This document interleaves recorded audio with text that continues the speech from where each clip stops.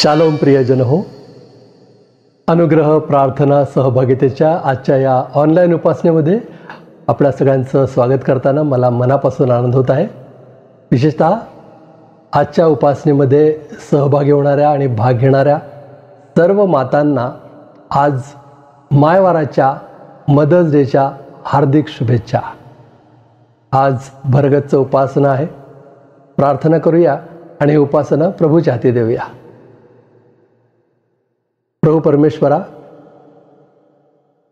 तू आमची माऊली आहेस आणि प्रभू तुझं प्रेम आम्ही अनुभवलेलं आहे.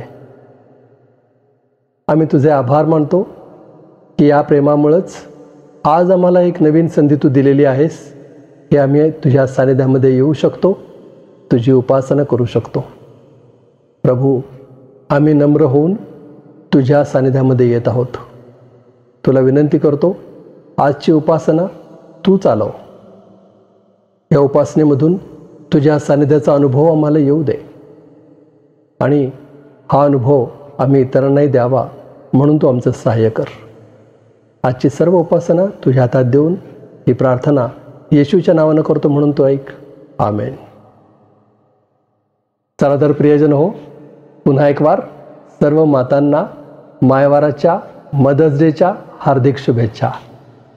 आज स्तुतिगीतातल्या या पहिल्या गीतामध्ये आपलं पदार्पण करतायत औंध पुणे येथून सिस्टर एलिझाबेथ घाटगे.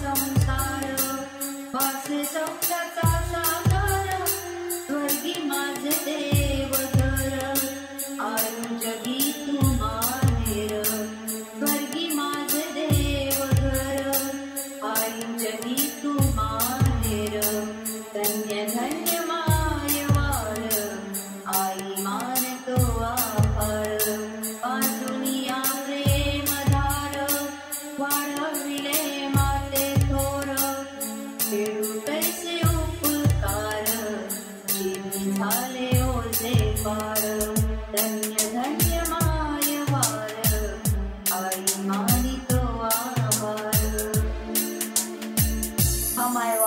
सर्व मातांना आनंदाचा, सुखाचा आणि आशीर्वादाचा जाओ.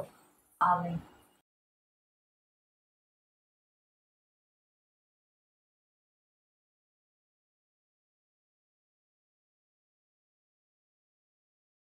एलिझाबेताई, हे उपासना संगीतातलं सुंदर गीत तुम्ही सादर केलं. प्रभूचा आशीर्वाद आम्हाला दिलात. तुमचे मनपूर्वक आभार. आई, किती महान तुझी प्रीती.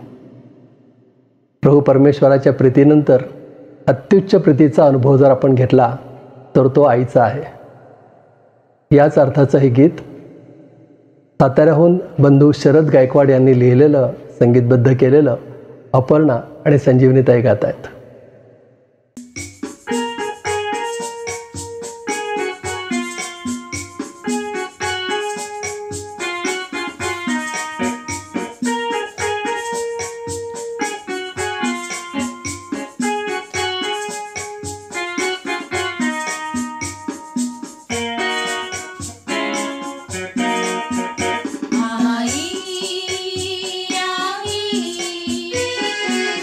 किती महान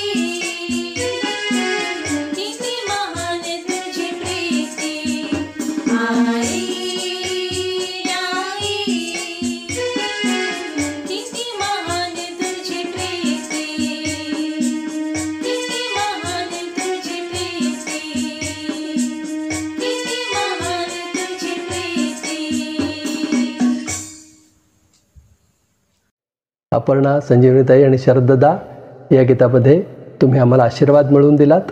तुमचे मनपूर्वक आभार. आता वेळ झाली आहे प्रभूचं वचन वाचण्याची. आणि आज औंध पुणे येथून सिस्टर अर्चना जयंतकुमार त्रिभुवन प्रभूचं वचन वाचण्यामध्ये आपलं पुढारीपण करतायत.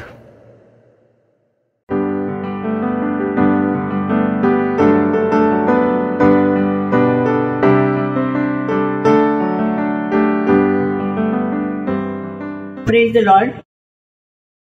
आजचं मनन आणि चिंतन यासाठी आपण नीतिसूत्रे याचा 23वा अध्याय आणि 19 ते 26 वचन आपण वाचूया. माझ्या मुला, तू ऐकून शहाणा हो व आपले मन सरळ मार्गात राख. मद्यपी व मांसाचे अतिभक्षण करणारे ह्यांच्या वाऱ्यास उभा राहू नकोस, कारण मद्यपी व खादाड दरिद्री होतात. कैफ मनुष्याला चिन्हाने सोडतो. तू आपल्या जन्मदात्या बापाचे ऐक. आपल्या वृद्ध झालेल्या आईला तू तुच्छ मानू नकोस. सत्य, सुज्ञता, शिक्षण व समंजसपणा ही विकत घे, विकू नकोस. नीतिमानाचा बाप फार उल्हासतो, सुज्ञ मुलास जन्म देतो. तो त्याच्याविषयी आनंद पावतो.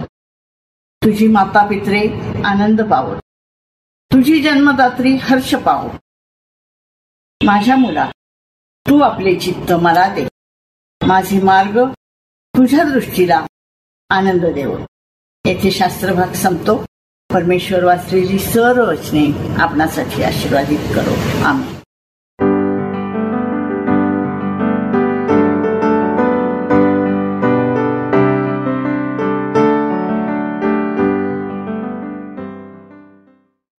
अर्चनाताई, इतकं स्पष्टपणे प्रभूचं वचन वाचून तुम्ही आमचं पुढारीपण केलं. आपला बहुमूल्य वेळ दिलात. तुमचे मनपूर्वक आभार. आता ठाणे येथून डॉक्टर अनुपमा निरंजन उजगरे काही कविता आपल्यासाठी सादर करतायत. फार सुंदर कविता आहेत, अवश्य ऐका.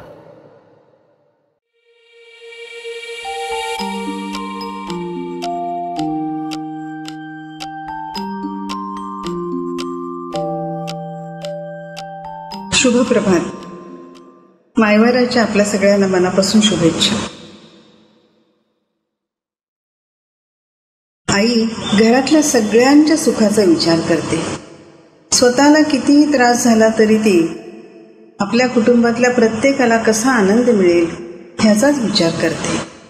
ह्याविषयीची अकोल्याचे प्रशांत असणारे नावाचे कवी आहेत, त्यांची एक छोटीशी कविता. मुलगा म्हणाला आईला, दिव्याची वात मोठी कर, मला दिसत नाही. मुलगा म्हणाला आईला, दिव्याची वात मोठी कर, मला दिसत नाही. वडील म्हणाले, अगं दिव्याची वात कमी कर, मला झोप येत नाही. आई रात्रभर दिव्याची वात कमी जास्त करत राहिली. आई रात्रभर दिव्याची वात कमी जास्त करत राहिली. दोघांच्या मध्ये आयुष्यभर वातीसारखी जळत राहिली. जन्म देते तीच आई असते असं नाही. जिच्या हृदयामध्ये ममता असते ती आई असते. आणि माझी कविता ही अशीच तिच्यासाठी आहे, जिने मला लहानचं मोठं केलं, जिने मला कधी आई आठवण दिली नाही, अशा त्या माझ्या आजीसाठी. सुंदरताई रत्नाकर भालेराव हिच्यासाठी. कवितेचं शीर्षक आहे तिच्यामुळेच. चंद्रप्रकाश ओसरीवर आला की ती मला जेवण वाढायची. चंद्रप्रकाश ओसरीवर आला की ती मला जेवण वाढायची. तेवढीच एका कंदिलाच्या तेलाची बचत. दूध चपातीत चंद्रकिरण कालवत माझ्या आवडत्या बाहुल्यांच्या नावानं ती मला घास भरवायची. दूध चपातीत चंद्रकिरण कालवत माझ्या आवडत्या बाहुल्यांच्या नावानं ती मला घास भरवायची. आता चंद्रप्रकाश यायला ओसरी नाही, घास भरवायला तीही नाही. आता चंद्रप्रकाश यायला ओसरी नाही, घास भरवायला तीही नाही. पसाभर तरी चांदणं माझ्या वाट्याला यावं, पसाभर तरी चांदणं माझ्या वाट्याला यावं म्हणून एका कंदिलावर ती भागवत केली. कंदिलाची काच काजळत गेली, माझी वाट उजळत गेली. कंदिलाची काच काजळत गेली, माझी वाट उजळत गेली. आई कुठल्याही देशातली असो, कुठल्याही भाषेची असो, तिच्याबद्दलची भावना सर्वत्र सारखी आहे. एक रशियन कवी होते मामेद इब्रागिम. त्यांची एक फार सुंदर कविता आहे, निरंजन उजगर यांनी अनुवाद केलाय. छोटीशी कविता आहे पहा. ऐकू येणार नाही माझ्या कानांना माझ्या आईचा आवाज आता, ऐकू येणार नाही माझ्या कानांना माझ्या आईचा आवाज आता. मला खूप वाईट वाटतं जेव्हा कुणी विचारतं तुझी आई गेली तेव्हा तिचं वय किती होतं. मला खूप वाईट वाटतं जेव्हा कुणी विचारतं तुझी आई गेली तेव्हा तिचं वय किती होतं. मी उत्तरतो ठाऊक नाही, मी उत्तरतो ठाऊक नाही. केस पिकण्याची सुरुवात झाली होती. प्रश्न आणि उत्तर दोन्ही मला विचारात टाकतात. प्रश्न आणि उत्तर दोन्ही मला विचारात टाकतात. आई गेल्याच्या दुःखाचं तिच्या वयाशी नातं नसतं. आई गेल्याच्या दुःखाशी तिच्या वयाचं नातं नसतं. आपली आई जाते तेव्हा तिचं वय आईचं असतं. आपली आई जाते तेव्हा तिचं वय आईचं असतं. आई असेपर्यंत आईला सगळ्या प्रकारे जपा, एवढंच सांगेल. धन्यवाद.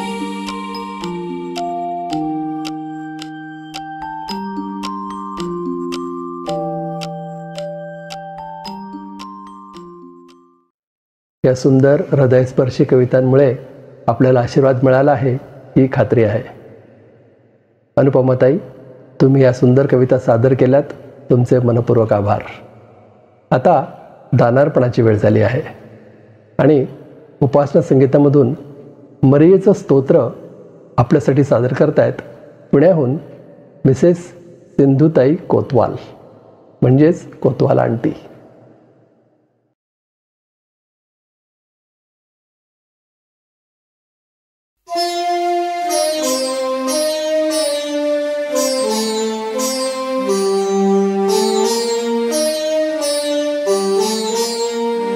पवित्र त्याचे नाम सदाचे, किती धन्यता मज दिधली. भिवून तयाला वागती त्याचे, दया दाखवी पूर्ण बली. प्रभुला माझा जीव मानितो, थोर देव धरणशीला. आत्मा माझा कृपावलाने, त्याच्या अंतरी उल्हासतो. दासीनी अतिदीन परी प्रभू, दैन्यावस्था अवलोकी. सर्व पिढ्या उडती म्हणती, धन्य धन्य मज या लोकी. पराक्रमी जो वयेतयाने, आहा महत्कृती मज साठी.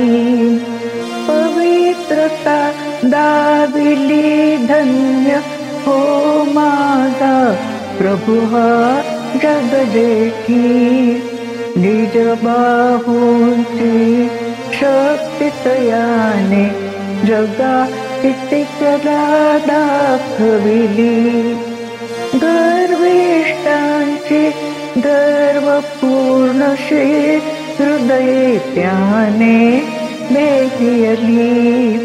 ऐश्वर्याने प्रमत्त ऐशा, राजा रंतची बनविजुनी रंकालागी बनवे राजे ऐश्वर्य त्या देऊनी श्रीमंताचे रिक्त कराने देत मागती लावूनी बुभुक्षिता परी सुंदर अन्ने संतोष वितो पूर्णमनी प्रभुने आपुले वचन स्मरोनी पूर्वज माझे संतोषविले अब्राहम इस्राएला सहाय्यत्याने किती केले पवित्र त्याचे नाम सदाचे किती धन्यता मज दिधली देऊन तयाला वागती त्याचे दया दाखवी पूर्ण बली पवित्र त्याचे नाम सदाचे किती धन्यता मज दिधली.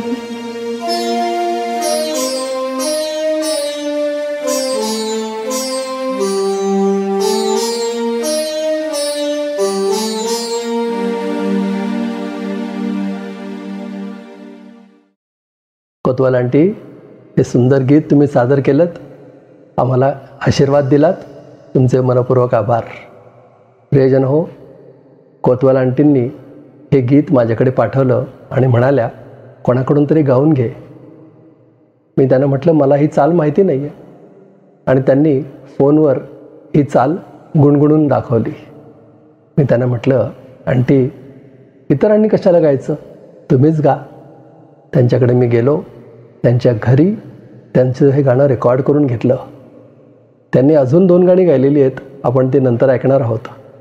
परंतु आंटी 90 पार करून गेल्या आहेत आणि या वयात इतकं सुंदर त्या गातात. तुम्हाला आशीर्वाद मिळाला ना? मला खात्री आहे या गाण्यांमधून आपल्या सगळ्यांना आशीर्वाद मिळाला आहे. अरे हो, आपण दानार्पणाचं गीत तर गायलं, आपण दान गोळाही केलं आहे, त्याच्यासाठी प्रार्थना केली नाही. पुण्याहून सिस्टर अनघाताई थोरात या दानार्पणावर प्रभूने आशीर्वाद द्यावा यासाठी प्रार्थना करतायत.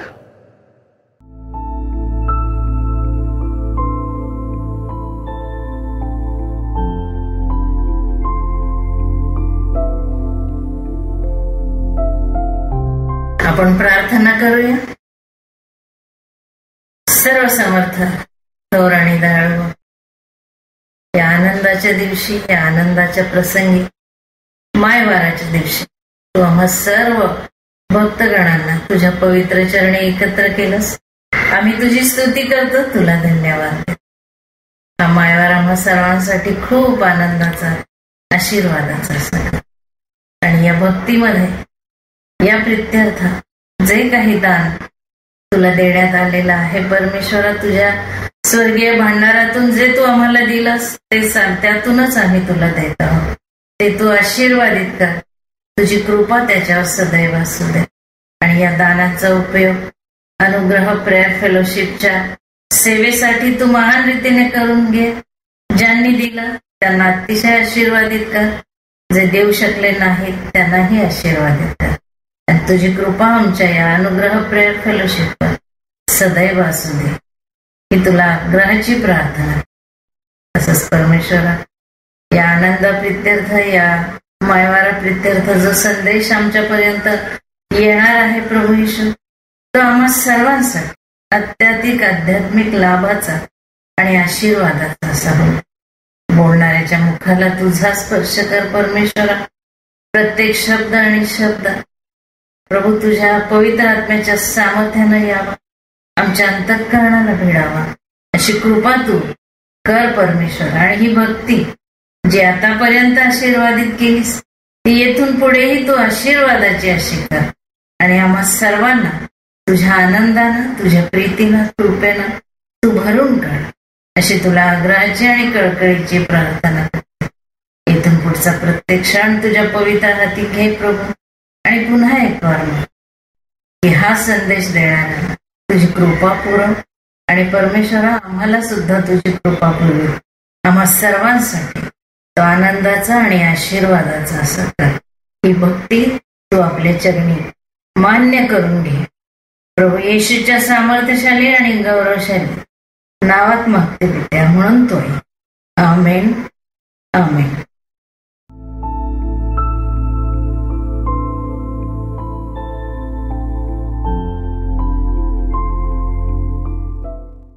अनघाताई, या प्रार्थनेमध्ये आमचं पुढारीपण केलं, तुमचे मनपूर्वक आभार. आता वेळ झाली आहे प्रभूचं वचन ऐकण्याची. प्रभूचा संदेश आज आपल्यापर्यंत आणतायत पुण्याहून सिस्टर पल्लवी मिस्त्री.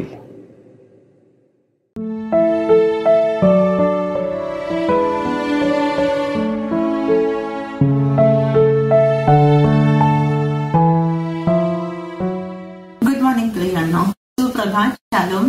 येशूची शांती आपल्या सर्वांबरोबर असो. आजच्या दिवसासाठी देवबापाला मी मनापासून धन्यवाद देते. देवबापाची स्तुती असो. स्तोत्रसंहिता 118, 23 आणि 24 वचन सांगतं की परमेश्वराची करणी आहे ती आमच्या दृष्टीने अद्भुत आहे. परमेश्वराने नेमलेला दिवस हाच आहे, त्यात आपण उल्हास व आनंद करू. आमेन, आमेन, आमेन. प्रियांनो, आपण जिथे कुठे असाल माझ्याबरोबर आमेन. प्रियांनो, आपण प्रार्थना करूया. हे आमच्या स्वर्गातील प्रिय देवबापा, येशूच्या नावामध्ये आम्ही तुला प्रार्थना करत आहोत. दयाळू देवा, आजचा हा दिवस तू आम्हाला दिलास आणि ही संधी पुन्हा एक वार तुम्हाला दिलीस तुझी सेवा करण्याची, म्हणून तुझ्या नावाला मनापासून धन्यवाद देत आहोत.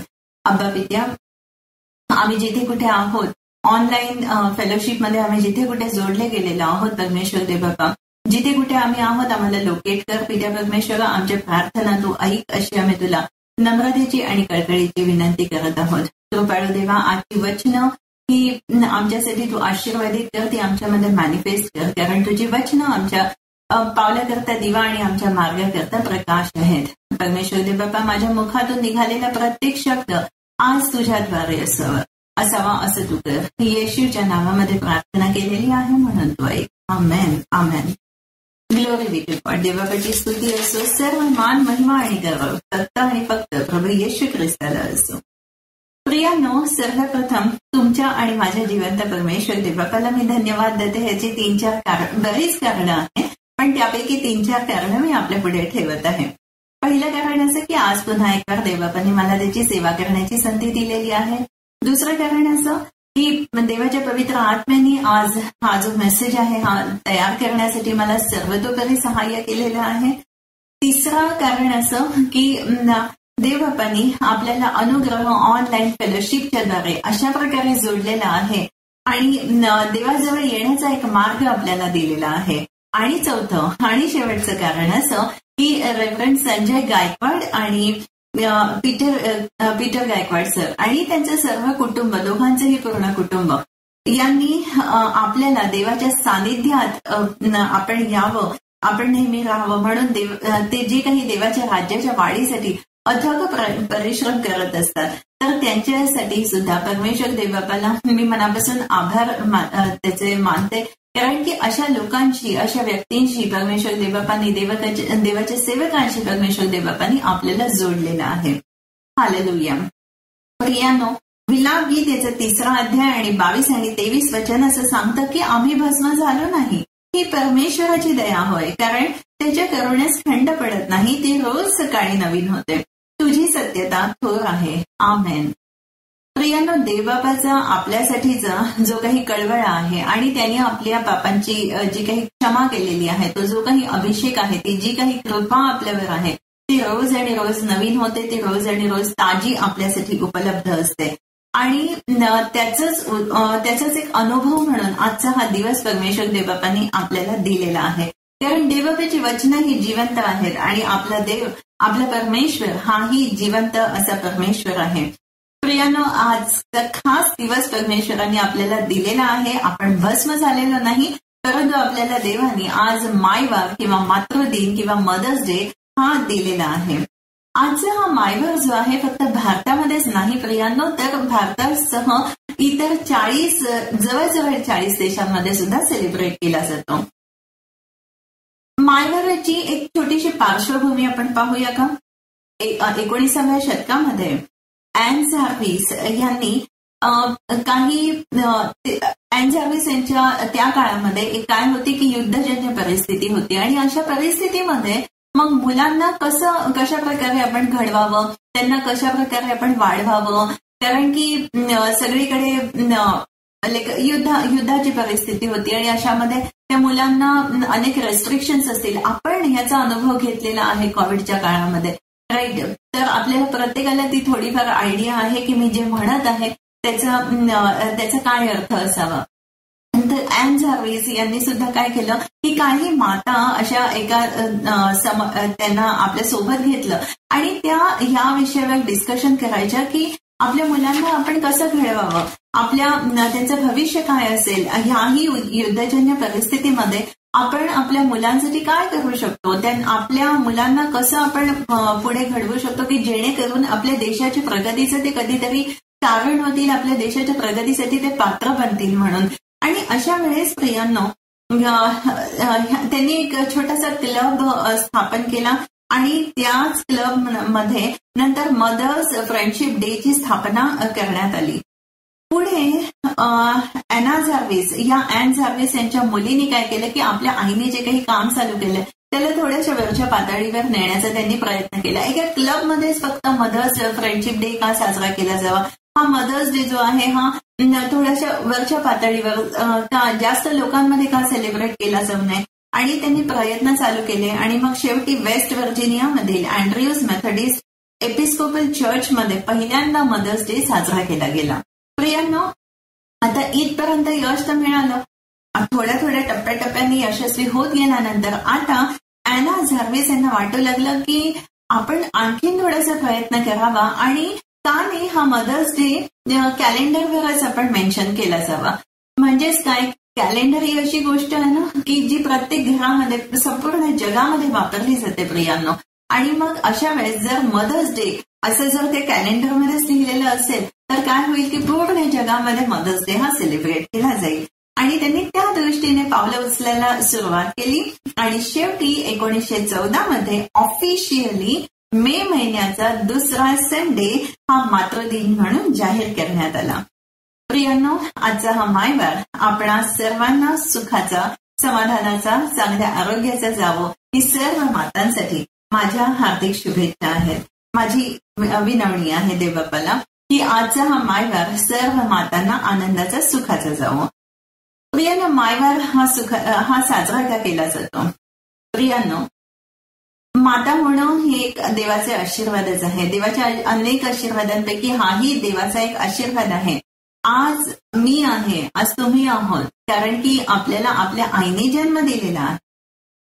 मला तुम्हाला सांगू द्या की एखादा गर्भ जेव्हा आईच्या गर्भाशयामध्ये राहतो तिला 9 महिने त्याची काळजी घ्यायची असते. अनेक वेळेस असं होतं की काही स्त्रियांची, काही मातांची जी ही प्रसूती आहे ही एक सुखमय हा तिचा प्रवास असतो. पण काही मातांच्या बाबतीमध्ये असं होतं की तिला अनेक रेस्ट्रिक्शन्स येतात. पथ्य पाणी पाळावं लागतं, हे तुम्ही खाऊ शकत नाही, ते तुम्ही खाऊ शकत नाही. डॉक्टर्सकडून त्यांना गोळ्या चालू केल्या जातात, मग त्यांना ऍसिडिटी वगैरे सारखे त्रास होतात. आणि इतकंच नाही, पण आप्तजनांचं कोणाचं जवळचं काही समारंभ असेल, लग्न असतील, काही बर्थडेज असतील, काही चांगले फंक्शन्स असतील, फॅमिली फंक्शन्स असतील, त्यांनाही तिला अवॉइड करायला लागतो. त्यांना टाळावं लागतं. का? कारण की नाही, मी प्रवास केला तर माझ्या बाळाला त्रास होईल आणि काय माहिती तिथे खाणं पिणं वगैरे कसं असेल, माझ्या बाळाला त्रास होईल. आणि त्याच्यामुळे ती आई जी असते, मदर टू बी जी असते, ती बाळाला ते तिने बघितलेलं पण नसते. एक अदृश्य एक जीव तिच्या, एक मांसाचा गोळा तिच्या गर्भामध्ये वाढत असतो, पण ती तरी सुद्धा त्याची काळजी घेत असते.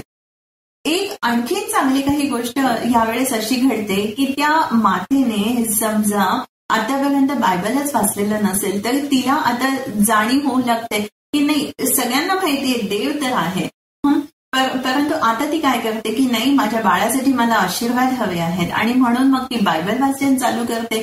किंवा आतापर्यंत तिने प्रार्थना केली नसेल तर आता तिला वाटायला लागतं माझ्या बाळासाठी तरी मला प्रार्थना करायला पाहिजे, माझ्या बाळाचं भविष्य चांगलं व्हावं, त्याला देवानी सांभाळावं, माझी ही प्रसूती सुखमय व्हावी म्हणून मला देवबापाकडे प्रार्थना करायला हवी का?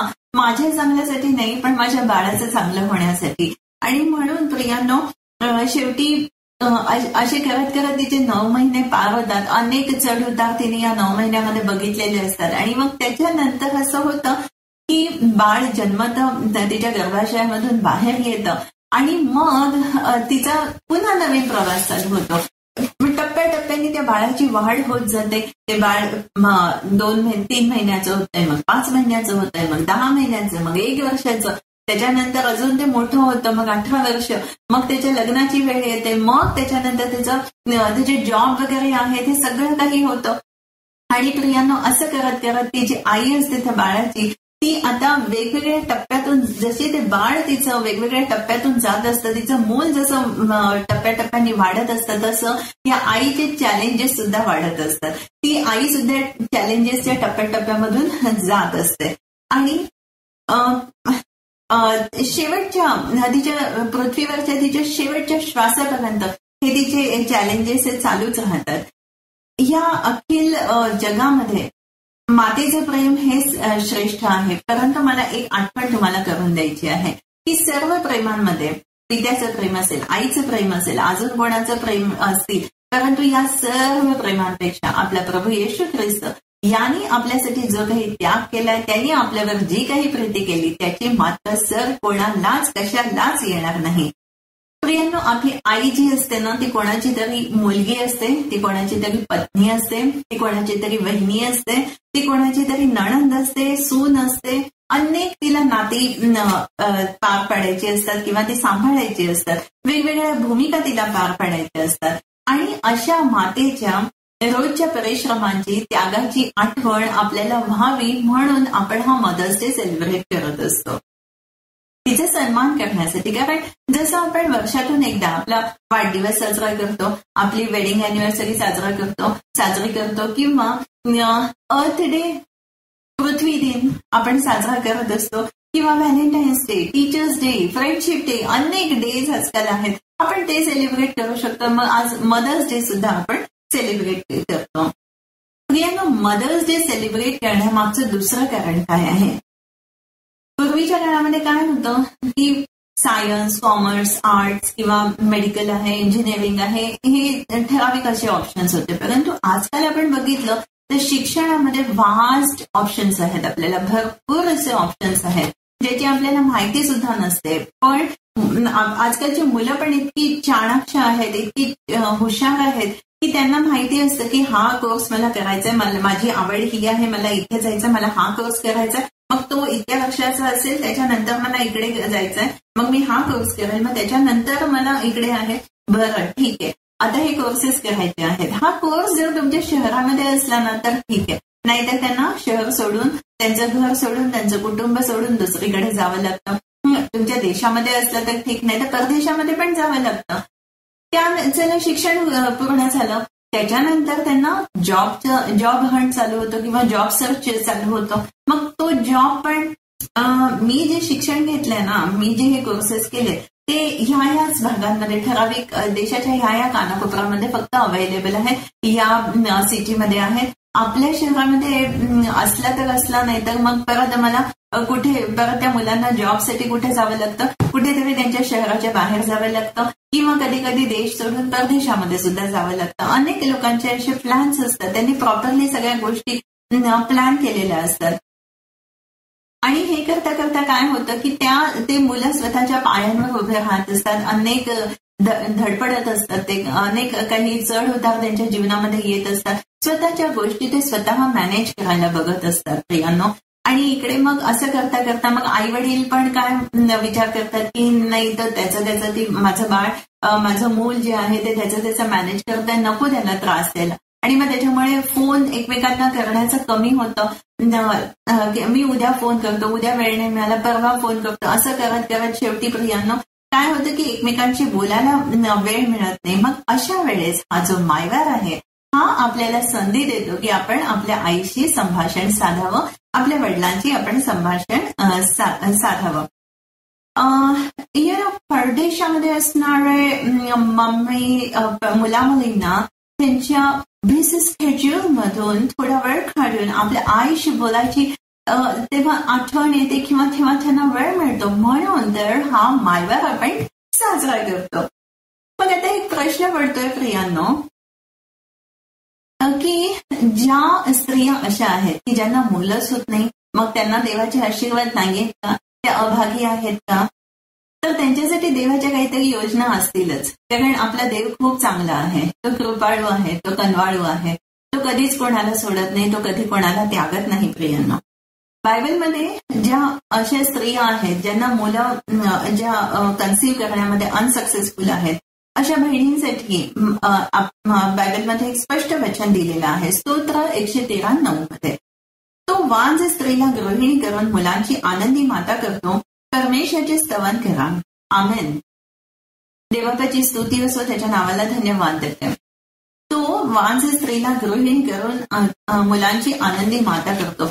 जर तुम्हाला याचा प्रत्यय पाहिजे असेल, जर तुम्हाला या वचनासाठी उदाहरणं पाहिजे असतील ना प्रियांनो, तर उत्पत्तीमधील अब्राहम आणि साराची आठवण करा, लेयाचं राहेलीचं आठवण करा, तसंच पहिले शमूएल मधील हन्नाचं उदाहरण घ्या. ह्या सगळ्या स्त्रिया चक्क बायबलमध्ये लिहिलेलं आहे की त्या वांझ होत्या, परंतु जेव्हा त्या देवाकडे गेल्या, देवानी त्यांना एकच नाही अनेक मुलं दिली प्रियांनो. आणि ती मुलं बायबलमधली प्रसिद्ध अशा व्यक्ती आहेत. त्याचप्रमाणे नवीन नियमामध्ये परमेश्वराने आपल्याला उदाहरण दिलेलं आहे. कोणाचं? जॉन द बॅप्टिस्ट करणारा योहानाचं. त्याची आई अलिशिबा जख्म म्हातारी होती ना प्रियांनो, परंतु तिच्याबद्दल पण असं लिहिलेलं आहे की तिला मूल नव्हतं, ती वांझ होती, परंतु ती तिच्या म्हातारपणामध्ये सुद्धा देवबापांनी तिला मूल दिलं. आणि न भूतो न भविष्यती अशी गोष्ट, एक असं उदाहरण बायबलमध्ये आहे. ते आहे आपल्या येशूच्या आईचं मरियेचं. ही मरिया 16-17 वर्षाची असताना, कुमारी असताना, तिचं लग्न झालेलं नसताना पवित्र आत्म्याच्या द्वारे तिच्या गर्भाशयामध्ये गर्भ राहिला, येशूचा गर्भ राहिला. आणि जो आपला आज देव आहे प्रियांनो, ज्याची आज आपण उपासना आराधना करतो, न भूतो न भविष्यती अशी अद्भुते परमेश्वर देवबापांनी बायबलमध्ये लिहून ठेवलेली आहेत. आपला देव प्रियांनो हा सर्वसमर्थ आहे. अजून लूक याचा 23वा अध्याय आणि 29व्या वचनामध्येही असं लिहिलेलं आहे, कारण पहा असे दिवस येतील की ज्यात वांझ न प्रसवलेली उदरे व न पाजलेले स्तन ही धन्य आहेत असं म्हणतील.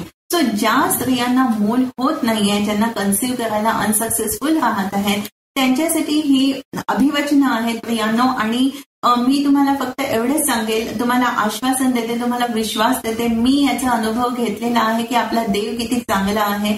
आपला देव हा सर्वसमर्थ आहे, तो अद्भुते करणारा परमेश्वर आहे, तो यहोवा जायरा आहे, तो राजांचा राजा, प्रभूंचा प्रभू आहे. प्रियांनो, त्याला कुठलीच गोष्ट अशक्य नाही, त्याला कुठलीच गोष्ट अशक्य नाही. त्याला तो वचन पाळणारा परमेश्वर आहे. जसा मनुष्य वचन तोडतो, आपले शब्द ठेवत नाही, किंवा जसा सैतान आहे लबाडी करतो, काहीतरी सांगतो आपल्याला पण त्याचा शब्द तो पाळत नाही, तसा आपला परमेश्वर बिलकुल नाहीये प्रियांनो. मात्र त्याची एक अट आहे की तुमचा विश्वास त्याच्यावर असावा, तुमचा विश्वास येशूवर असावा, किती मोहरेच्या दाण्या एवढा, आणि मग तो तुमच्यासाठी स्वर्ग उघडेल प्रियांनो, तो तुमच्यासाठी स्वर्ग उघडेल. शिवाय देवाचं वचन असंही सांगतं की तुम्ही मागा म्हणजे तुम्हाला मिळेल.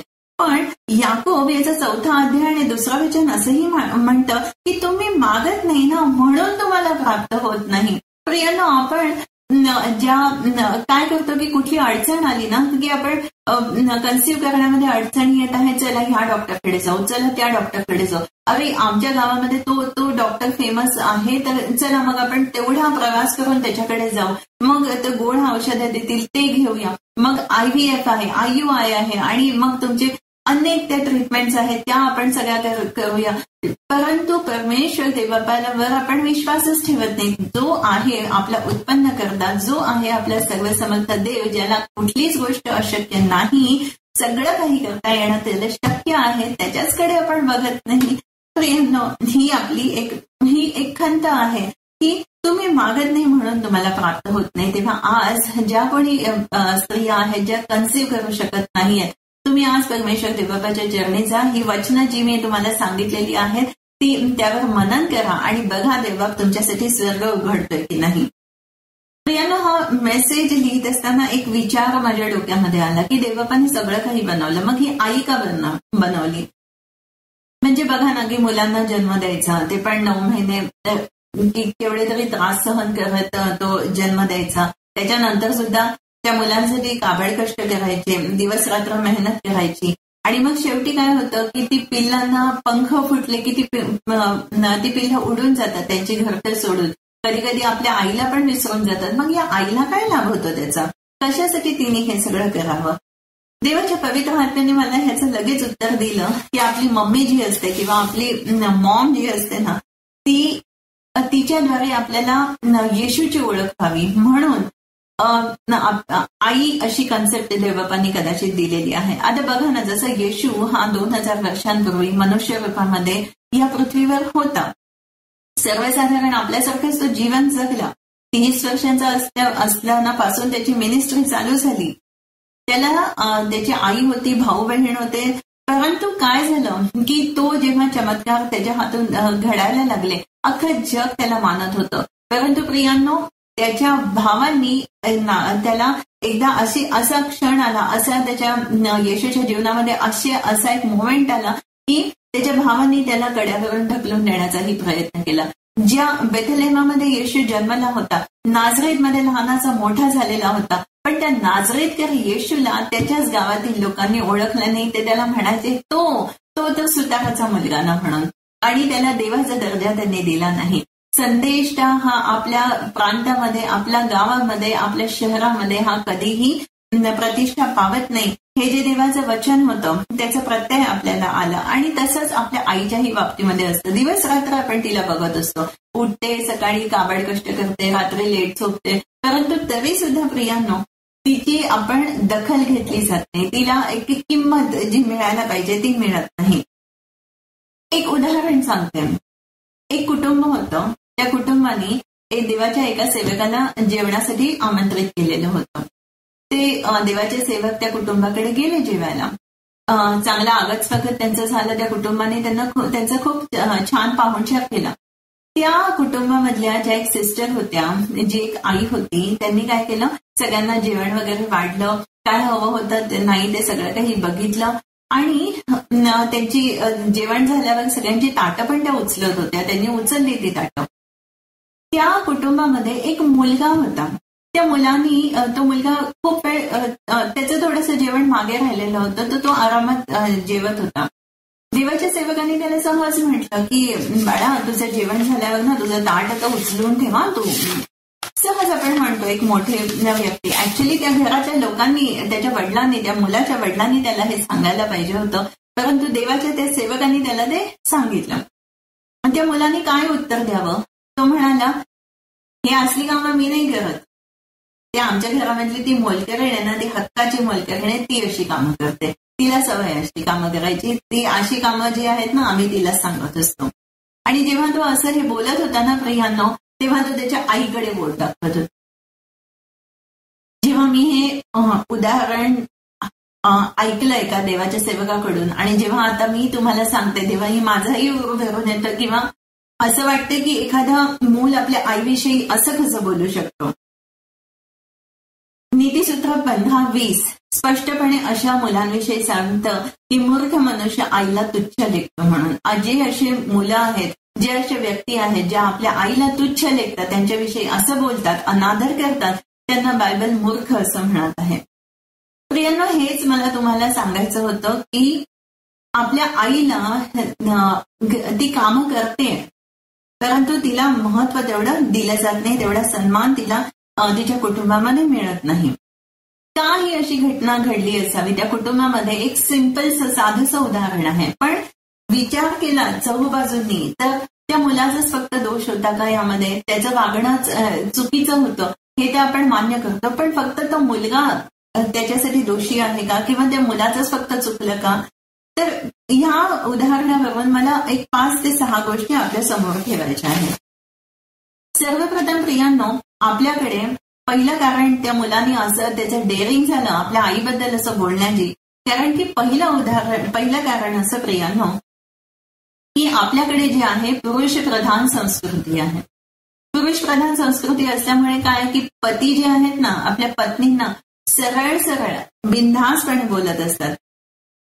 तुला काही कळतच नाही, तुला तर अक्कलच नाही, तू तर मूर्खच, तू गप्पा बस, 4 चौघांमध्ये बोलतात, लहान मुलांसमोर बोलतात. आणि मग त्याच्यामुळे होतं काय की घरातला जो कर्ता पुरुष ज्याला मुलं म्हणजे सन्स, SONS, सन्स जे आहेत किंवा मुलं जे आहेत ते काय करतात, आपल्या वडिलांना आपला एक आदर्श मानत असतात. आणि मग माझे वडील असं बोलतात ना, मग मी पण बोललं तर काय झालं, किंवा मुली पण असतील तरी त्या ऐकतात की माझे वडील असं वागतात ना, तर आम्ही पण वागलं तर काही चुकीचं करत नाही, कारण ती मुलगी सुद्धा त्या वडिलांना आदर्श मानत असते. म्हणून प्रियांनो, जेव्हा घरातले कर्ते पुरुष आहेत त्यांनी सुद्धा भान ठेवावं की आपण कोणासमोर बोलत आहोत, आपल्या आजूबाजूला कोण आहे. आणि पहिली गोष्ट तर हे सगळे शब्द आपल्या पत्नीविषयी बोलणं हेच चुकीचं आहे, असं तुम्हाला वाटत नाही का? प्रियांनो, दुसरं कारण असं होतं की एका ख्रिस्ती कुटुंबामध्ये रोजच्या रोज बायबल वाचन हे केलंच गेलं पाहिजे आणि वैयक्तिक प्रार्थना आणि कौटुंबिक प्रार्थना ही व्हायलाच हवी. परंतु आजकाल आपलं स्केड्यूल एवढं बिझी असतं की त्याच्यामुळे आपल्याला एकमेकांशी बोलायला सुद्धा वेळ नसतो. म्हणजे एखाद्या घरामध्ये समजा 3 खोल्या असतील तर प्रत्येक जण एकेका खोलीमध्ये जाऊन बसलेला असतो आणि मग काही बोलायचं असेल, दरवाजे पण खोलीचे बंद केलेले असतात आणि मग काही बोलायचं असेल तर हाक मारण्यापेक्षा किंवा उठून तिथे जाण्यापेक्षा सोपा मार्ग आजकाल आपल्याकडे आहे. फोन घ्या, व्हॉट्सअपवर मेसेज करा, किंवा आई वडिलांमध्ये मुलांमध्ये पण ग्रुप बनवलेला असतो घरातल्या घरात एकाच कुटुंबामध्ये. आणि मग अशा वेळेस काय होतं की म्हणजेच काय की आपलं संभाषणच होत नाही. मग आपल्याला स्वतःला आपल्यासाठी वेळ नसतो किंवा आपल्या कुटुंबाला देण्यासाठी वेळ नसतो. मग आपण देवाला वेळ कसा देणार, हा मोठा प्रश्न आपल्या पुढे उपस्थित होतो. आणि मग असं होतं की देवाचं नावच घरामध्ये घेतलं जात नाही. आणि मग त्याच्यामुळे होतं काय की जे काही करून मी माझ्या बळावर, मी माझ्या जोरावर, मी माझ्या बुद्धीप्रमाणे, माझ्यामुळे हे सगळं झालं किंवा तो मी मी मी मी असं येत जातो आणि देव कुठेतरी मागे पडतो. आपल्या स्वर्गीय पित्याने आपल्याला काय शिकवलेलं आहे ह्याची आपल्याला बिलकुल ज्या कुटुंबामध्ये बायबल वाचन होत नाही किंवा प्रार्थना केली जात नाही त्यांना बिलकुल ह्याची गंध सुद्धा नसतो की देव आहे कोण, त्याचं काय त्यांनी आपल्यासाठी केलंय किंवा तो काय करू शकतो त्याची ओळखच नसते. जिथे येशू हा आपला सुपर हिरो असायला पाहिजे तिथे आपले बायोलॉजिकल आई वडील असतात, आपली मित्रमंडळी असतात, आपले शेजारी आहेत, आपले कोणी नातेवाईक आहेत जवळचे दूरचे, ते आपले सुपर हिरो बनतात. आणि मग किंवा असंही होतं प्रियांनो की मग हे जे लोक असतात, असे जे लोक असतात जे प्रार्थना आणि बायबल वाचनामध्ये मागे असतात, ते त्यांचा एक विचार कसे असतात की संडे टू संडे ते चर्चला कदाचित जात पण असतील, पण जसं चर्च सुटतं तसं ते तिथल्या तिथेच विसरून जातात की आज आपण कुठली वचनं वाचलेली आहेत, आज आपल्याशी ते चर्चमधले वक्ते जे आहेत ते कुठल्या वचनांबद्दल बोललेले आहेत. आणि मग त्याच्यामुळे काय होतं प्रियांनो की आपल्या असं व्हायला पाहिजे ऍक्च्युली की जेव्हा चर्च मधून तुम्ही घरी येत आहे, कुटुंब जेव्हा एकत्र बसलेलं आहे, आज आपण चर्चमध्ये काय शिकलोय, आज आपल्याला त्या वक्त्यांनी आज काय बोललं त्याच्यावर मनन केलं गेलं पाहिजे. बायबलच्या वचनांबद्दल बोललं गेलं पाहिजे की नाही हे मला नाही समजलं, हे काय बोल. मुलांमध्ये आणि आई वडिलांमध्ये असं संभाषणच होत नाही. टीव्ही लावतात आणि जेवायला बसतात, जेवायला बसलेले असतात, मोबाईल हातामध्ये असतो, सगळं लक्ष त्या गोष्टींमध्ये असतं आणि देवाबद्दल एक शब्द सुद्धा बोलला जात नाही. मला असं वाटतं त्या मुलाने जे ते उद्दामपणाचं उत्तर दिलं ना, हे सुद्धा एक त्याच्यासाठी कारण आहे. तिसरं कारण असं की देवाचं वचन असं सांगतं की मुलांना आपण वेळीच शिक्षा करायला हवी, त्यामुळे आई वडिलांना भविष्यात पस्तावायची वेळ येत नाही. मी नाही म्हणत हे कुठे लिहिलेलं आहे, नीतिसूत्रामध्ये 13वा अध्याय 24वं वचन, नीतिसूत्रामध्ये 23वा अध्याय 13वं आणि 14वं वचन. प्रियांनो, वाचून बघा ही वचनं आणि मी म्हणते त्याचा प्रत्यय तुम्हाला घेईल की हे मी नाही म्हणत, हे देवाने तुम्हाला सांगितलेलं आहे. मुलांचे लाड करणं ही चांगली गोष्ट आहे, परंतु जिथे ते चुकत आहेत ना तिथल्या तिथे त्यांना बोललं गेलं पाहिजे. यामुळे काय होतं की भविष्यामध्ये पस्तावायची वेळ येत नाही. तो जो प्रसंग तिथे घडला उदाहरणामध्ये, त्याचं चौथं कारण असं होतं की आपण जे ख्रिस्ती कुटुंब असतो त्याच्यामध्ये होतं काय की आपण जसे बाकीचे लोक शाळेचा होमवर्क केला करायचं, ते नोटबुक कम्प्लीट केल्या का, अरे तो टीचरनी प्रोजेक्ट दिलेला आहे तो कम्प्लीट केला का, हे सगळं याच्या बाबतीमध्ये आपण अगदी कटाक्षपणे मुलांना बोलत असतो. परंतु किती ख्रिस्ती कुटुंबांमध्ये आज मुलांना विचारलं जातं, अरे संडे स्कूलला जायचं लवकर आवर, अरे चर्चला जायचं लवकर आवर, ते 10 आज्ञा पाठ केल्यास का तू, स्तोत्रसंहिता 1, 23, 100, 51, 86, हे 91 तुझं पाठ आहे का, तुला 10 आज्ञा माहिती आहेत का, किंवा योहान 3:16 तुला माहिती आहे का, संडे स्कूलसाठी तू एखादी नोटबुक बनवलेली आहेस का, रोज बायबल वाचतोस का, वाचलंस का आज तू बायबल, केली का आज तू प्रार्थना. या सगळ्या गोष्टींचा अभाव आढळतो, कारण तो आपापल्या कामामध्ये फक्त व्यस्त आहे. जगिक ज्ञान असणं ही चुकीची गोष्ट नाहीये प्रियांनो, पण जसं विलाप गीताच्या पुस्तकामध्ये लिहिले, व्यर्थ हो व्यर्थ, हे सर्व काही व्यर्थ आहे. प्रियांनो, ह्या शिक्षण जगामध्ये आपण राहत असतो, जगाचे शिक्षण हे महत्वाचं आहे, परंतु त्याच्याच बरोबर बायबल बद्दलचं किंवा देवाबद्दलचं, आपल्या देवाबद्दलचं शिक्षण मुलांना मिळणं हेही तेवढंच महत्वाचं आहे. कारण की प्रियांनो, आई वडील हे मुलांना सर्व काळ टिकणारे नाही आहेत, राईट. आपण आपल्या मुलांसाठी सर्व काळ टिकू नाही शकत, परंतु आपला जो देव आहे, ज्याने आपल्याला एक अभिवचन दिलेलं आहे की मी तुला कधीही सोडणार नाही, मी तुला कधीही त्यागणार नाही, किंवा असंही वचन दिलेलं आहे की जो कोणी माझ्यावर प्रीती करतो, माझ्या आज्ञा पाळतो, त्याच्या 1000 पिढ्यांपर्यंत मी त्याला आशीर्वाद देतो.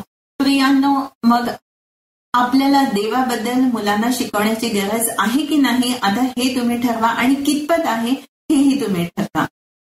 एक आणखीन शेवटची गोष्ट प्रियांना मी तुम्हाला सांगते की का अशा प्रकारे त्या कुटुंबामध्ये ती घटना घडली असावी, का त्या मुलाने असं अगदी उत्तर दिलं असावं जे व्हायला नको होतं. तर आपल्या माता बहिणींना ना एक त्यांची लाईफस्टाईल त्यांनी बनवून घेतलेली आहे. माझ्या खापरपणजींनी असं केलं होतं, ती सगळ्यांना जेवण वाढायची वगैरे, आणि मग त्याच्यानंतर ती असं पण करत होती, जसं मी आता केलं तसंच मी आता करायला पाहिजे. माझ्या आजींनी, दोन्ही आज्यांनी पण असंच केलं, माझ्या आईने सुद्धा असंच केलं, माझ्या मामीनी, काकीनी, त्या पण अशाच होत्या. त्याच्यामुळे मला ते फॉलो करणं भाग आहे. परंतु प्रियांनो, जर त्या आईने आजकाल असा विचार केला की मी आहे, मग माझ्या मुलांनी किचनमध्ये जायची गरजच नाहीये, मी आहे ना, त्याच्या हातामध्ये त्याला ग्लास देते, मी त्याचं ताट उचलते, मग माझ्या मुलांनी हे करण्याची गरज काय आहे.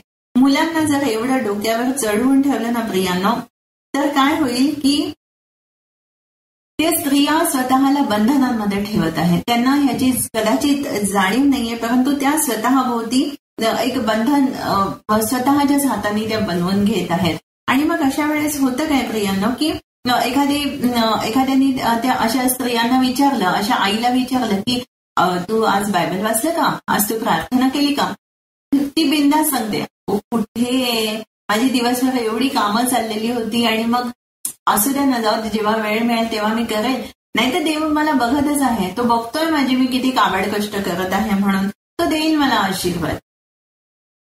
तर काय आहे की प्रियांनो, स्त्रियांना जी आहे ना बंधनामध्ये राहण्याची एक सवय लागलेली आहे. त्या स्वतःच त्यांचं जे जीवन आहे ना ते चाकोरीबद्ध असं करून घेत आहेत. मी असं नाही म्हणत प्रियांनो की आजचा हा माझा संदेश ऐकल्यानंतर प्रत्येक आईने जाऊन ना मोर्चे काढावेत, मी माझ्या घरातलं काम करणार नाही, किंवा ताणतणाव होतील कुटुंबामध्ये, असं काही त्यांनी बोलावं किंवा असं काही वागावं. परंतु प्रियांनो, आज तुम्हाला ह्या गोष्टींचा त्रास होत असेल ना मातांनो, जर ही गोष्ट तुम्हाला आजारपणाकडे नेत असेल, तुमची शक्ती याच्यामुळे जात असेल, तर ह्याच्यामधून तुम्हाला सुख मिळण्यापेक्षा फक्त दुःख जर मिळत असतील, मनस्ताप मिळत असेल, तुमची काही किंमत केली जात नसेल, तर मग ह्या सगळ्या गोष्टी करण्याचा अर्थच काय आहे. मी तुम्हाला आज सांगते प्रियांनो की तुम्ही अशा स्त्रियांसाठी, अशा मातांसाठी मी तुम्हाला वचन सांगते की मत्ती याचा 5वा अध्याय आणि त्याचं 3रं वचन, ते 3 ते 5 वचनं ही यांच्यावर मनन करा, ती वाचा आणि प्रार्थना करा त्या येशूच्या नामामध्ये, आणि तो बघा की तो मुक्तिदाता देव परमेश्वर तो तुम्हाला सोडवेल की नाही. मुलांना तुमच्या वळणा लावा, तो मुलं असोत मुली असोत, प्रत्येकाला त्याची त्याची कामं करण्याला त्यांना त्याप्रमाणे त्यांना बनवा. त्यानंतर येशूकडे काहीतरी मागून तरी बघा प्रियांनो, कारण तो विश्वासू आहे, तो कधीही तो कधीही आपल्याला दुःखी करणारा नाहीये, तो कधीही आपल्याला सोडणारा नाहीये, तो आपली परिस्थिती पालटणारा परमेश्वर आहे, तो जिवंत आहे, तो सैन्यांचा देव यहोवा आहे. माझ्या माता बहिणींनो, तेव्हा तुम्ही प्रार्थना करायला सुरुवात करा. तुम्ही ज्या परिस्थितीमध्ये आहात, तुम्हाला त्यातून बाहेर जर पडायचं असेल तर तुम्ही प्रार्थना करायला सुरुवात करा. हे मनामध्ये नक्की तुम्ही समजून घ्या की आदामाला देवाने बनवलेलं होतं, पुरुषांना किंवा मुलांनाही देवानेच बनवलेलं आहे आणि हवेला सुद्धा देवानेच बनवलेलं होतं. स्त्रियांना आणि मुलींना सुद्धा देवानेच त्याच हाताने बनवलेला आहे. हा जो भेदभाव आहे ना, पुरुष आणि स्त्री, मुलं आणि मुली, हा मनुष्याने निर्माण केलेला आहे. प्रियांनो, देवाकडे तर बिलकुल भेदभाव नाहीये. देव हा माझा विश्वासू, ही माझी अविश्वासू, असा भेदभाव देवाकडे बिलकुल नाहीये.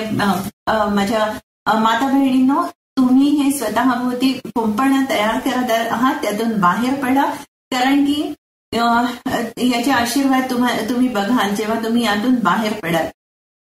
शेवटच्या आता काही टिप्स मी तुम्हाला सांगत आहे आणि मेसेज हा संपवते.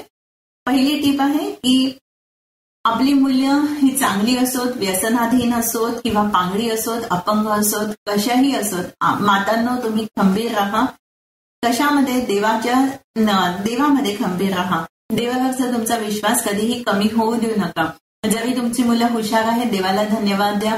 जरी अपंग आहेत, पांगडी आहेत, जरी ती कुठल्या व्यसनाच्या अधीन आहेत, तरी सुद्धा देवाला धन्यवाद द्या, त्यांच्यासाठी प्रार्थना करा. ज्याप्रमाणे येशूची आई जी होती शेवटपर्यंत खंबीरपणे येशू बरोबर होती, त्याचप्रमाणे तो घायाळ झालेला होता, तो जेव्हा लहान होता सगळं काही ती त्याच्याबरोबर होती, त्याचप्रमाणे येशूच्या आईसारखं तुम्ही खंबीर व्हा. दुसरी टीप अशी आहे तुमच्यासाठी की प्रत्येक आईने एस्तेर राणी बनावं. एस्तेर राणीने काय केलं होतं आपल्याला सगळ्यांना माहिती आहे. अख्ख्या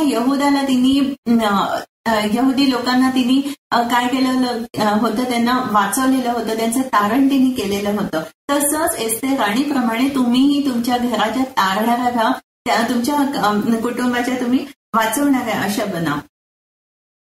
त्याचा अर्थ असा पण नाहीये, मी थोडंसं वेगळे पॉइंट्स पण सांगत आहे की आपल्या मुलांच्या मध्ये सारखी लुडबुड करू नका. त्यांना त्यांचे निर्णय थोडेसे घेऊ द्या. खास करून ज्या सासू असतात किंवा सासरकडची लोक असतात, मुलांमध्ये आणि सुनांच्या मध्ये सारखी लुडबुड करू नका. त्यांना त्यांचे निर्णय घेऊ द्या. तिसरा टीप अशी आहे की मुलांसाठी आहे की मुलांनो, जी आई जोपर्यंत काही आपल्याला देत असते, जिच्याकडे काही क्षमता असते, पैसे आहेत किंवा आणखीन काही ती आपल्याला देत असते, जोपर्यंत ती आपल्या उपयोगाची असते तोपर्यंत फक्त तिची काळजी घ्यायची, तोपर्यंत फक्त तिच्या बरोबर राहायचं. आणि ज्या क्षणी ती नाकामी होईल, ती काही करायचं बंद, ती आजारी पडेल किंवा काही कारणासाठी तिला कामं आता जमणार नाही, तेव्हा तिला सोडून द्यायचं, तिला वृद्धाश्रमामध्ये सोडून द्यायचं. हे बिलकुल बरोबर नाही. देवा आपला जिवंत आहे, तो आपल्याला बघत आहे आणि तो आपला न्याय करणारा परमेश्वर आहे, याची आठवण ठेवा. चौथी टीप पुन्हा एकदा मुलांसाठीच की आपल्या आईला जे आहे ना अनेक भूमिका पार पाडायच्या असतात आणि त्याच्यामुळे काय की तुम्ही स्वतःची कामं स्वतः करायला शिका.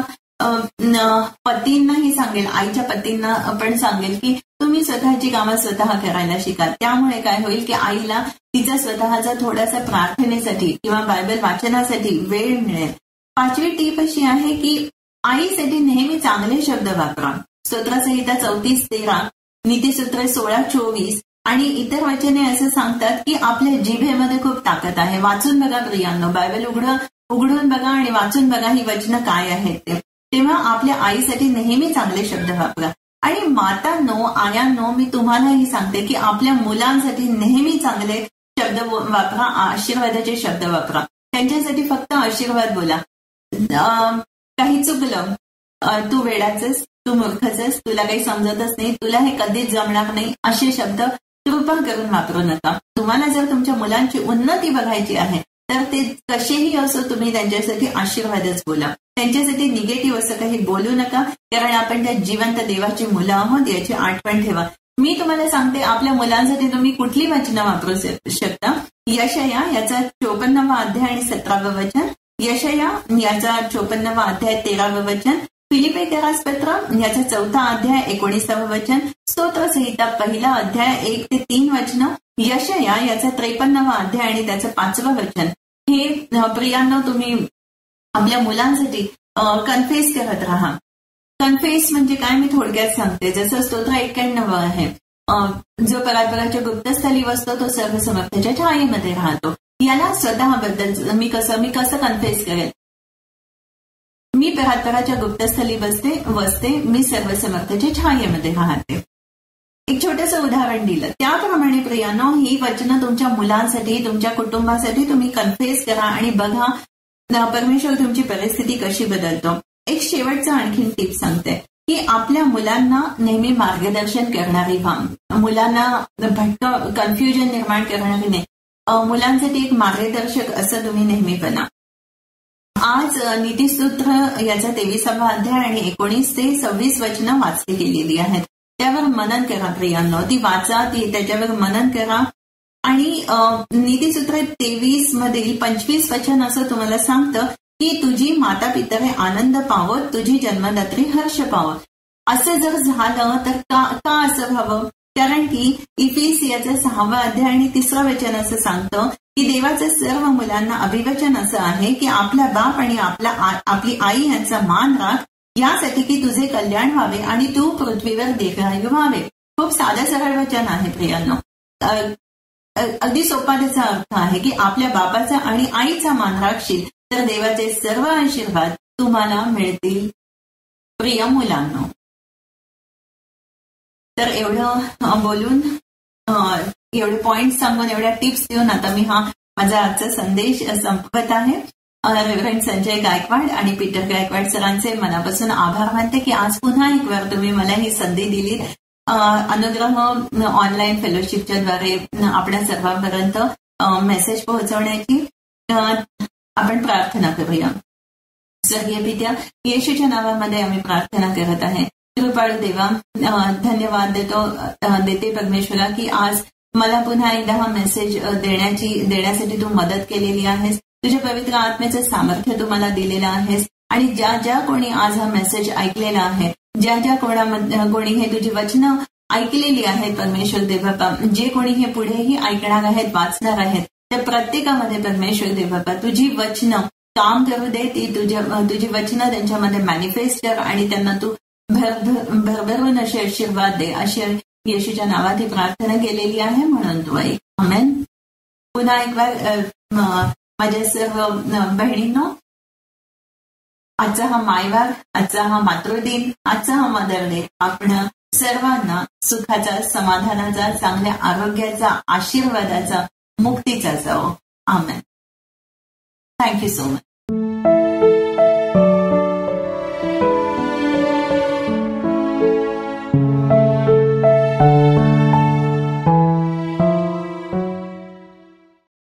सर्व मातांना आणि माता समान आमच्या सर्व बहिणींना मातृदिनाच्या विशेष शुभेच्छा. प्रभू परमेश्वर आपल्या सर्वांना आशीर्वादित करो, आपल्याला सुरक्षित ठेवो, सुखी आणि आनंदी ठेवो, निरोगी ठेवो. या आज मातृदिनानिमित्त आपल्या सर्वांसाठी माझी नम्र प्रार्थना. Happy mother's day. प्रभूनं शिकवलेली प्रार्थना करूया. हे आमच्या स्वर्गातील पित्या, तुझे नाम पवित्र मानले जाओ, तुझे राज्य येवो, जसे स्वर्गात तसे पृथ्वीवरही तुझ्या इच्छेप्रमाणे हो. आमची रोजची भाकर आज आम्हास दे, जसे आम्ही आपल्या अपराधांची क्षमा करतो तशी तू आम्हाला आमच्या अपराधांची क्षमा कर. आणि आम्हास परीक्षेत आणू नकोस, तर आम्हास वाईटापासून सोडव. कारण की राज्य, सामर्थ्य आणि गौरव ही सर्व काळ तुझीच आहेत. आमेन. आणि आता देव बापाची प्रीती, प्रभू येशू ख्रिस्ताची कृपा, पवित्र आत्म्याची सहभागिता, शांती, आनंद आणि आरोग्य आपणा सर्वांसह, आपल्या कुटुंबाबरोबर, देवाच्या सर्व लोकांबरोबर आता आणि सदा सर्व काळ असो. आमेन. सुवंद्य देवा भरत स्तवाहो त्याला खालीवर तो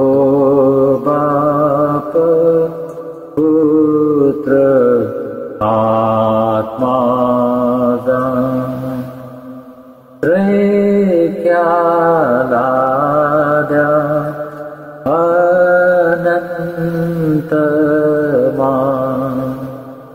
आमेन. शालोम. काय प्रियजन हो, आजची ही विशेष उपासना किती सुंदर रीतीने झाली ना. आपल्याला निश्चितच प्रभूचा आशीर्वाद मिळालेला आहे. मग हा आशीर्वाद आपण आपल्या मित्रमंडळी नातेवाईकांना देताय ना, ही लिंक त्यांना पाठवताय ना, आणि आपले अभिप्राय कळवा. त्यामुळे प्रभूची स्तुती करण्यासाठी, प्रभूचा गौरव करण्यासाठी आम्हाला उत्तेजनच मिळेल. चला आता उपासनेच्या शेवटी पुन्हा एक वार सर्व मातांना मायवाराच्या अर्थात मदर्स डेच्या हार्दिक शुभेच्छा.